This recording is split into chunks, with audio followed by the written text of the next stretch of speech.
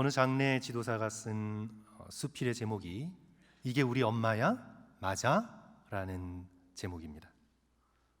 관에 누워 계시는 어머니의 모습이 너무나 달라 보였기 때문입니다. 그래서 혹시 시신이 박힌 건 아닌지 자주 묻는다고 합니다. 저도 적지 않게 장례를 치러왔기에 충분히 이해가 갑니다.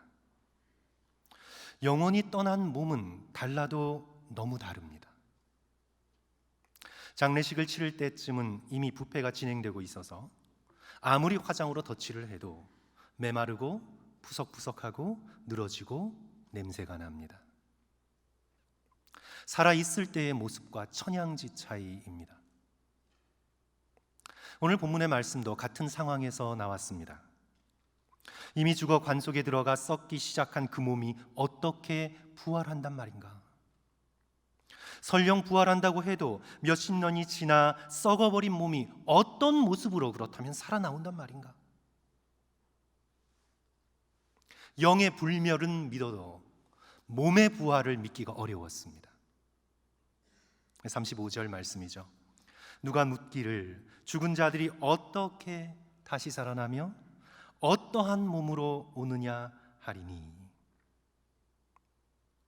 이에 대해 사도 바울은 몸의 부활을 믿지 못하는 사람을 마치 어리석은 학생을 꾸짖듯 그런 꾸짖음으로 오늘 논쟁을 시작합니다. 36절 어리석은 자여 내가 뿌리는 씨가 죽지 않으면 살아나지 못하겠고, 성경이니까 점잖게 번역해서 어리석은 자여지 사실은 그 표현이 굉장히 원색적입니다. 성도 여러분 뭘까요? 이 바보야, 이런 소리입니다. 죄송합니다, 속어를 써서. 하지만 성경의 내용이 원색적입니다. You fool, 이런 뜻입니다. 아니면 이런 뜻입니다. 너 바보니? How foolish you are. 이거 얼마나 어리석니? 얼마나 바보니? 몸의 부활을 의심하다니. 이렇게 원색적으로 꾸짖으면서 이제 사도 바울은 몸의 부활에 대하여 세 가지를 학생에게 가르치듯 찬찬히 논리적으로 가르쳐주고 있습니다. 그 세 가지는 몸의 부활의 가능성, 두 번째 몸의 부활의 필연성, 그리고 몸의 부활의 영원성, 이 세 가지를 가르쳐주고 있습니다. 차례대로 우리 성도들과 함께 살펴보고자 합니다. 우선 몸의 부활의 가능성입니다. 몸의 부활을 믿지 못하는 사람들에게 씨앗의 비유를 들어 설명하지요.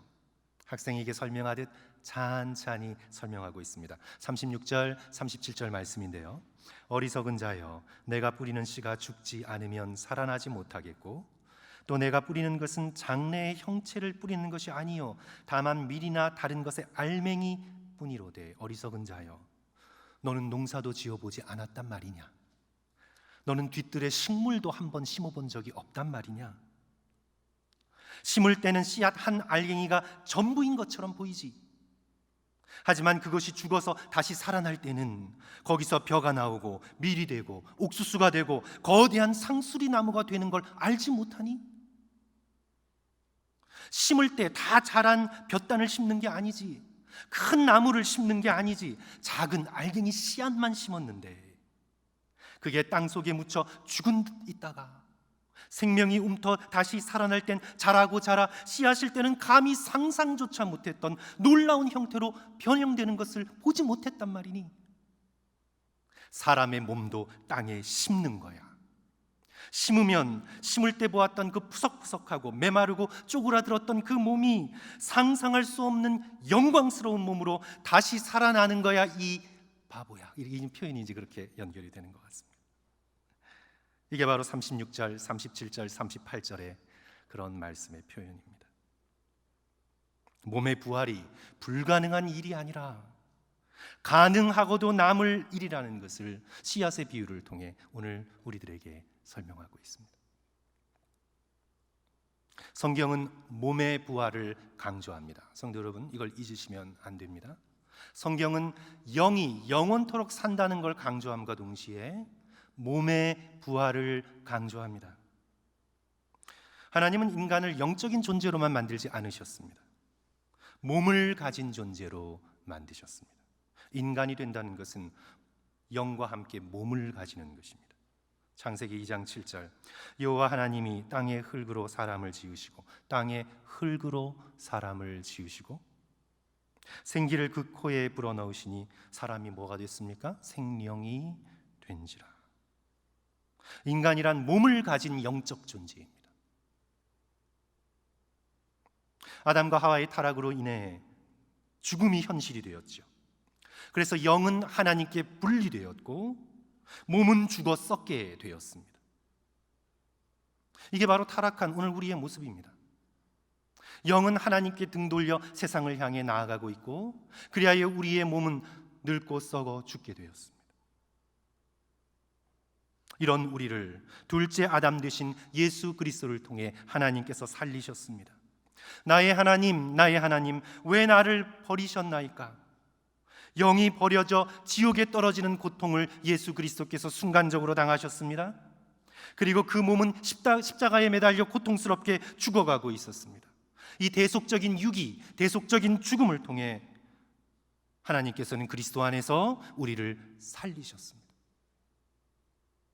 반쪽 인간을 살리신 것이 아니라 온전한 인간을 살리셨습니다.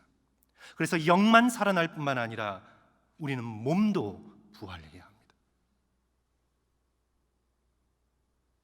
에스겔 37장 마른 뼈들이 다시 살아나는 환상을 기억해 보십시오. 7절과 8절 이에 내가 명령을 따라 대언하니 대언할 때에 소리가 나고 움직이며 이 뼈 저 뼈가 들어맞아 뼈들이 서로 연결되더라. 또 내가 보니 그 뼈에 심줄이 생기고 살이 오르며 그 위에 가죽이 덮이나 그 속에 생기는 없더라. 이제 생기를 불어넣으시니 그 몸이 살아납니다. 생명이 됩니다. 거대한 군대가 됩니다. 사랑하는 성도 여러분, 우리의 영이 영원히 살 뿐 아니라 저와 여러분의 이 몸도 다시 살아날 것입니다. 이렇게 병들고 약하고 늙어 썩어버릴 이 몸도 반드시 부활할 것입니다. 생명 없어 보이는 딱딱한 알갱이 씨앗 같지만 이 몸이 죽음으로 심겨질 때 예수 그리스도의 보혈을 믿는 그 믿음이 생명의 씨앗이 되어 하나님의 나라에서 상상할 수 없이 놀랍고 영광스러운 몸으로 부활하게 될 것입니다. 그리고 둘째로 몸의 부활의 필연성을 오늘 우리에게 설명하고 있습니다. 가능할 뿐만 아니라 이것은 반드시 필요한 것이다. 몸의 부활의 필연성을 사도 바울께서는 오늘 우리에게 가르쳐주고 있습니다. 성도 여러분, 우리가 너무나 당연하게 그냥 생각하고 있어서 이렇게 말씀드리면 약간 당황하는 그런 분들이 계실지 모르겠어요. 그런데 성도 여러분 잘 생각해 보십시오. 우리는 하나님의 나라에서도 인간으로 살아야 합니다. 그걸 성도 여러분 생각하셔야 합니다. 우리는 천사처럼 되지만 천사가 되지는 않습니다. 우리는 하나님 나라에서 영원히 인간으로 존재할 것입니다. 그러니까 하나님의 나라에는 그 영적인 존재가 두 부류가 있는 거죠. 삼위일체 하나님 빼놓고 순전한 영, pure spirit, 천사들이 있을 것이고 몸을 가진 영적 존재, embodied spirit, 바로 인간이 있을 것입니다. 두 부족이 있을 것입니다. 그래서 우리는 하나님의 나라에서도 영원히 인간으로 살아야 되기에 하나님 나라에서도 우리는 몸이 필요합니다. 몸의 부활의 필연성이죠. 여기서 이제 우리가 잠깐 사이드라인으로 좀 생각하는 것은 천사가 순전한 pure spirit, 영적인 존재이고 우리 인간은 몸을 가진 영적인 존재니 우리는 천사보다 천국에서 열등한 존재일까? 성도 여러분, 전혀 그렇지 않습니다. 오히려 천사들이 우리 인간을 부러워합니다. 천사들이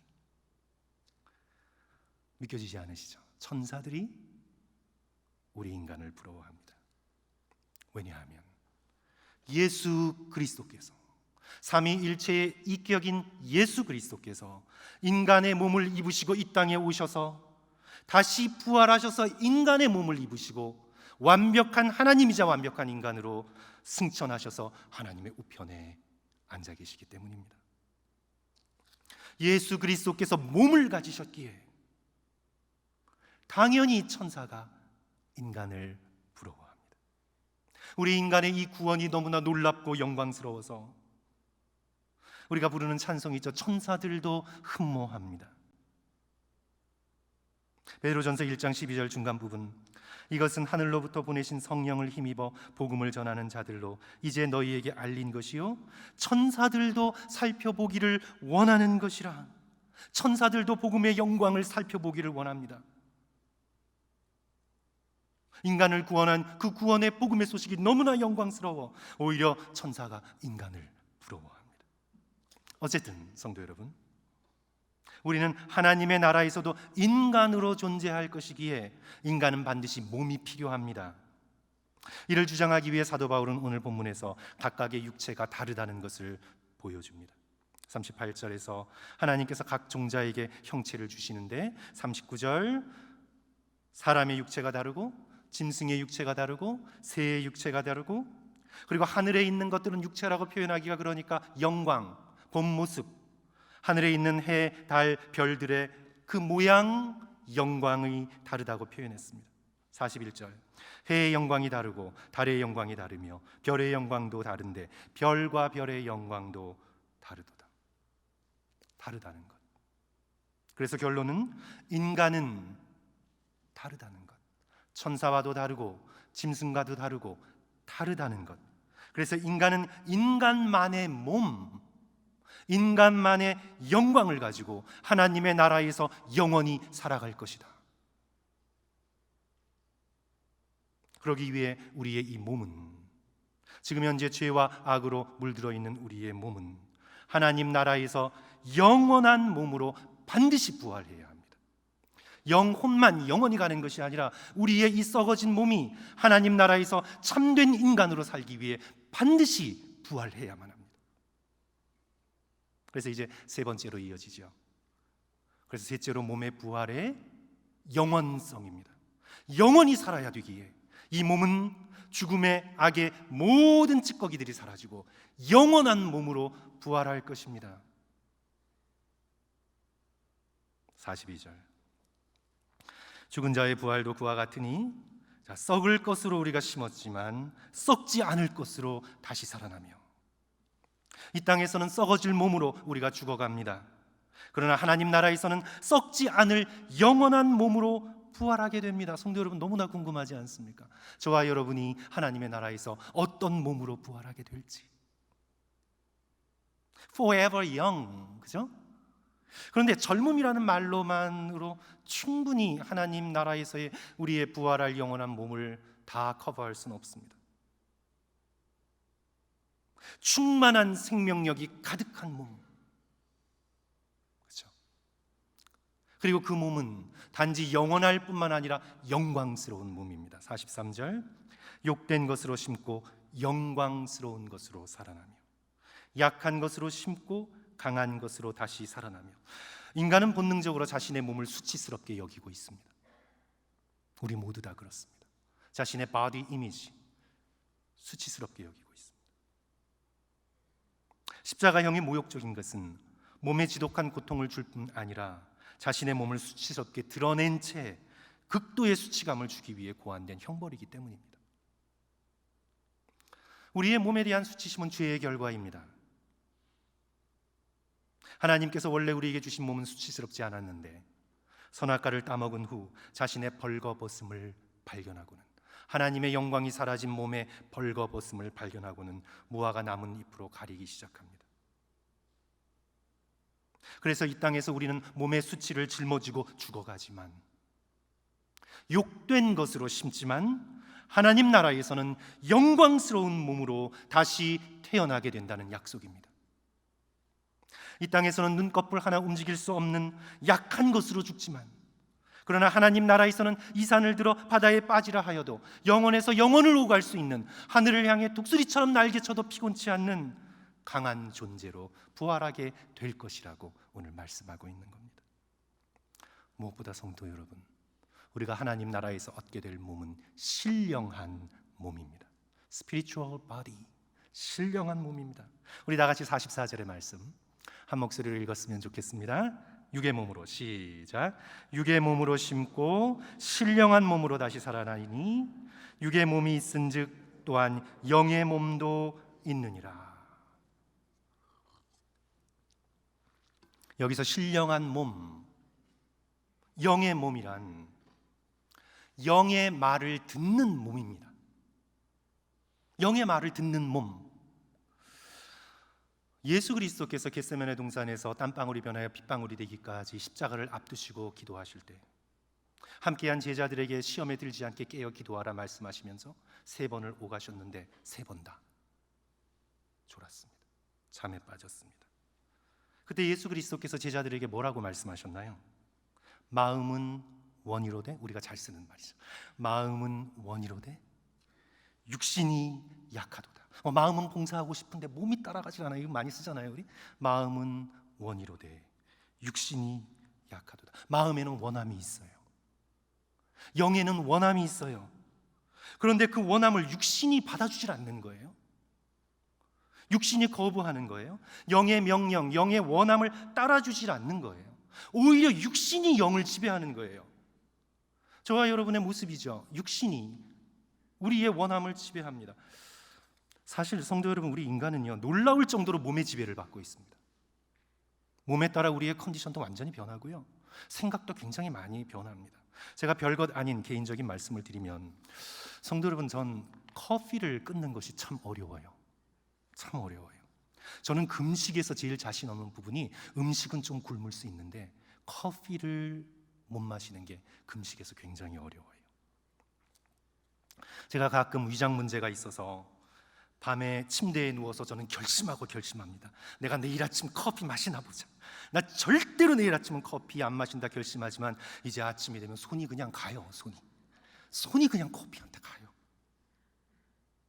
마음이 원이로되 육신이 약한 거죠. 또 성도들, 우리 교육자들은 다 아시는데 제가 초코파이를 정말 좋아합니다. 전 초코파이가 세상의 최고의 과자예요. 그런데 그냥 초코파이는 저는 안 먹어요. 얼려서 먹습니다. 얼린 초코파이, 그리고 그 초코파이는 반드시 오리온 초코파이여야 돼요. 제가 지금 광고하는 게 아닌데, 성도 여러분, 한번 오리온 초코파이를 냉동에 얼려서 한번 드셔보세요. 제가 이 간식을 먹으면 제 아내가 제가 위장이 안 좋을 거라고 옆에서 핍박이 너무 심해서 제가 이제 도망을 가서, 어디로 도망갔냐면 우리 교역자 사무실로 도망가서 교역자 사무실 냉동고에 얼린 오리온 초코파이가 연탄 쌓아놓은 것처럼 가득합니다. 원하시는 분은 제가 하나 드릴게요. 그래서 커피를 점심에도 마셔요. 그래서 커피 반잔하고 초코파이를, 얼린 초코파이를 썰어서 입에 넣는 순간, 그 순간이 얼마나 행복한지 모르겠어요. 주 예수여 어서 오시옵소서. 그냥 여한이 없어요. 제가 성도 여러분들께 우스개로 말씀드렸지만, 성도 여러분, 이 몸의 욕망, 이 별건 아닌 것 같지만 이 몸의 욕망 하나를 의지적으로 다스린다는 게 쉽지 않습니다. 우리의 영은, 우리의 마음은 원하지만 몸은 그 원함의 말을 듣지 않아요. 오히려 영의 원함을 대항해요. 음란한 생각, 그냥 거의 자동적으로 움직이는 나의 남에게 상처 주는 말, 사람들을 깎아내리는 말, 그냥 시니컬한 표정, 그저 그냥 나는 좀 선행을 행하고 싶은데 그냥 나 자신만 챙기려는 욕망. 아무리 의지적으로 내가 고치려고 해도 몸은 자기만의 작동 방식이 있는 듯 금세 영의 명령에 저항하고 영을 지배해버립니다. 이것이 바로 오늘 말씀하고 있는 육적인 몸이에요. 영의 지배를 받지 못하고 육신의 욕망에 따라 영이 끌려가는 거죠. 육적인 몸이에요. 그런데 하나님께서 오늘 우리에게 부활의 몸으로 주시겠다고 하는 몸은 영적인 몸입니다. 스피리추얼 바디입니다. 영의 말에 다 순종합니다. 아예 영의 신경 조직이 몸의 구석구석마다 다 심겨져 있어서 그저 영이 생각하는 대로 순종합니다. 사랑해야지 하면 미루지 않고 그냥 사랑이 돼요. 기도해야지 하면 미루지 않고 그냥 기도가 나옵니다. 하나님을 찬양해야지 하면 자연스럽게 온 마음으로 100%의 정성을 모아 하나님을 찬양합니다. 우리의 몸이, 우리의 입술이, 우리의 눈이 하나님을 찬양합니다. 영의 명령을 100% 순종하는 몸, 신령한 몸, 하나님의 말씀에 순종하는 몸. 우리는 이 땅에서 육의 몸으로 죽지만, 그러나 하나님께서는 믿음을 가지고 죽는 믿음의 백성의 그 몸을 하나님의 나라에서 영의 몸으로 부활하게 하실 것입니다. 사랑하는 성도 여러분, 이 얼마나 황홀한 소망입니까? 물질이 이런 소망을 우리에게 줄 수 있습니까? 이 세상의 성공이 우리에게 이런 소망을 줄 수 있습니까? 죽지 않고 영원히 살아있는 것만으로도 놀라운데, 생명력이 충만하여 썩지 않는 몸, 한 점 흠도 없는 영광스러운 몸, 영원을 건너가 그래도 피곤하지 않은 강인한 몸, 영의 명령에 무조건 기쁨으로 복종하는 신령한 몸, 이런 몸의 부활을 오늘 우리에게 주시겠다고 약속하고 계시는 것입니다. 그런데 성도 여러분, 이런 몸을 우리가 얻기 위하여는 우리는 이 땅에서 반드시 죽어야 합니다. 반드시. 죽음을 회피하는 것이 아니라 반드시 죽음을 정면으로 응시하고 예수 그리스도의 부활의 약속을 믿고 우리는 죽음을 믿음으로 통과해야 합니다. 그것이 바로 45절, 46절의 말씀입니다. 기록된 바 첫사람 아담은 생령이 되었다 함과 같이 마지막 아담은 살려주는 영이 되었나니.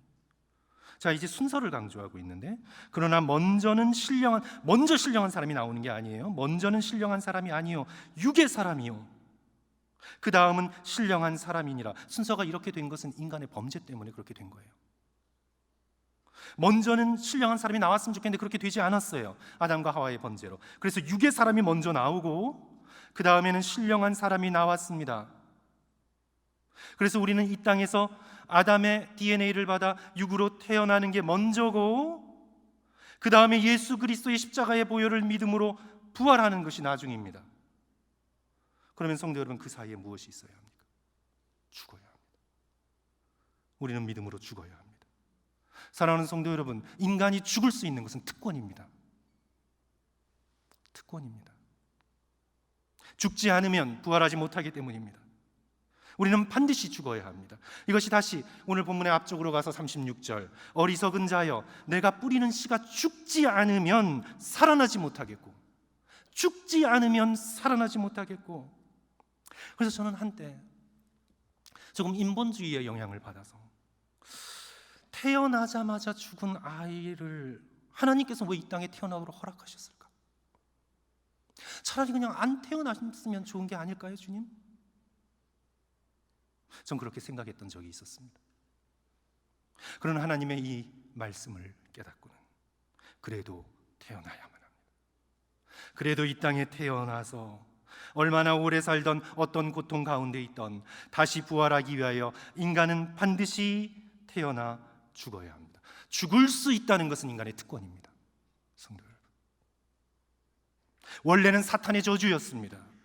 그러나 예수 그리스도의 십자가의 죽으심과 부활로 인해 이제 죽는 것은 믿는 자의 특권이 되었습니다. 왜냐하면 그 죽음을 통해 우리는 영원한 몸을 입을 것이고, 우리는 그 죽음을 통해 한 점 흠도 없는 영광스러운 몸을 받을 것이고, 영혼을 가로지를 수 있는 강한 몸, 영의 명령에 무조건 복종하는 신령한 몸으로 부활하는 특권을 얻게 되기 때문입니다. 또 성도 여러분, 믿는 자에게 죽음은 소명입니다. vocation. 하나님은 우리에게 예수 그리스도의 십자가와 부활을 의지하여 믿음으로 죽으라고 우리를 보카레에 부르고 계십니다. 예수님 없이 죽지 말고 예수 그리스도를 의지하여 땅에 심겨지고 죽으라고 우리를 부르고 계십니다. 그래서 죽음은 특권일 뿐만 아니라 소명입니다. 왜냐하면 죽지 않으면 부활할 수 없기 때문입니다. 대수술을 앞둔 환자가 전신 마취를 하듯 온전한 부활의 생명으로 태어나기 위하여 우리는 모든 것을 맡기고 하나님 앞에 죽어야 합니다. 죽음은 하나님의 마취 방법입니다. 하나님의 수술 성공률은 100%입니다. 완벽한 의사 되시는 하나님 앞에 우리는 우리의 몸을 맡기며 믿음으로 죽어가야만 합니다. 이것이 저와 여러분의 보케이션입니다. 그리고 우리는 잠시 후 하나님의 나라에서 부활의 신령한 몸으로 태어날 것입니다. 그러기 위해서는 지금 우리가 여기 이 땅 가운데 살아있을 때 내 몸이 영원한 생명을 간직하고 있어야 합니다. 예수 없이 심겨져서는 끝입니다. 예수 그리스도께서 십자가를 통해 우리에게 심겨 넣어주신 믿음으로만 받아 누릴 수 있는 그 생명의 씨앗을 우리의 마음에 품고 우리는 믿음으로 죽어가야 합니다. 이것이 바로 48절 49절 말씀입니다. 무릇 흙에 속한 자들은 저 흙에 속한 자와 같고 무릇 하늘에 속한 자들은 저 하늘에 속한 이와 같으니 우리가 흙에 속한 자의 형상을 입은 것 같이 어떻게 해요?